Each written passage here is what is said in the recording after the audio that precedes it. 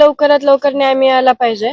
आणि जर पोलीस यंत्रणा इतकी काम करतीये तर म्हणजे त्यांना आज इतका वेळ का लागतीये, त्यांना जर वेळ लागत असेल इतका पकडण्यासाठी तर आम्ही न्यायाची अपेक्षा कधी करायची, आम्हाला न्याय कधी मिळणार. ते सुद्धा म्हणले की मी आरोपी असेल तर माझ्यावर तुम्ही कारवाई करा. आमचं सगळ्यांचं एकच मत आहे की या माझ्या वडिलांच्या हत्येमध्ये जे कोणी असेल त्यांना कठोरात कठोर शिक्षाही झालीच पाहिजे. खरं तर वाल्मिकी कराड जो हत्ये प्रकरणातला नाही मात्र खंडणी प्रकरणातला आरोपी आणि तुमच्या सगळ्यांचं असं म्हणणं होतं की तो देखील हत्येमध्ये सहभागी असू शकतो. त्या सगळ्या लोकांना अटक झाली पाहिजे आणि शिक्षा झाली पाहिजे. आपली नेमकी मागणी काय आहे? आता तो शरण आलाय पोलिसांना. मागणी हीच आहे की लवकरात लवकर न्याय मिळाला पाहिजे. आणि जर पोलीस यंत्रणा इतकी काम करतीये तर म्हणजे त्यांना आज इतका वेळ का लागतोय, म्हणजे ते जर गुन्हेगार असतील तर मग ते स्वतः सिलेंडर होत आहेत, मग पोलीस यंत्रणा काय करते इतक्या दिवस. आणि जर आरोपी आहेत त्यांना जर वेळ लागत असेल इतका पकडण्यासाठी तर आम्ही न्यायाची अपेक्षा कधी करायची, आम्हाला न्याय कधी मिळणार. माझी एकच मागणी आहे की सीडीआर नुसार जे आरोपी म्हणजे समजा नाव कोणाचे बी असतील किंवा कोणी असेल ज्यांनी माझ्या वडिलांची क्रूर हत्या केली आहे, ते सीडीआर नुसार आज जे 3 आरोपी फरार आहेत त्यांना पण लवकरात लवकर अटक झाली पाहिजे.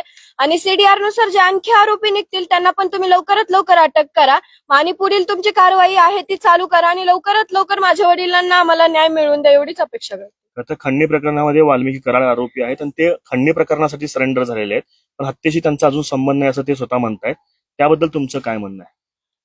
आता आम्हाला तर एवढंच वाटतंय की ज्यांनी माझ्या वडिलांची हत्या केली त्यांना म्हणजे माझ्या वडिलांना न्याय मिळण्यासाठी आमची एक मागणी आहे. आम्ही तर आमच्या वडिलांना आणू शकत नाहीये वापस, पण एक त्यांचं बलिदान हे न व्यर्थ जाता जे आरोपी आहेत त्यांनाही कठोरात कठोर शिक्षा झालीच पाहिजे असं आम्हाला वाटतं. जे काही यामध्ये आरोपी असतील, समजा आज ते शरण जातात किंवा ते सुद्धा म्हणले की मी आरोपी असेल तर माझ्यावर तुम्ही कारवाई करा.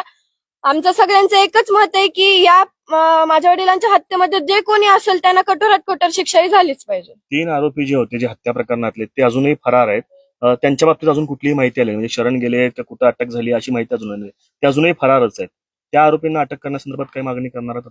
त्यांना पण लवकरात लवकर अटक करा. पोलीस यंत्रणा त्यांच्या प्रकारे काम करत आहेत, पण आमची एकच विनंती आहे की तुम्ही जे तुमची प्रक्रिया चालू आहे ती लवकरात लवकर अटक करा. कारण की आज 22 दिवस झालेत आणखी आरोपीच भेटत नाहीयेत, तर आम्हाला न्याय कधी मिळणार. आम्ही तर न्याय लवकर मागतोय ना, मग त्यासाठी तुम्हाला आरोपींना तर लवकर अटक करावी लागेल आणि लवकरात लवकर आम्हाला न्याय मिळवून द्या. समाधानी आहेस का ते स्वतःहून सिलेंडर झाले त्याबद्दल काय?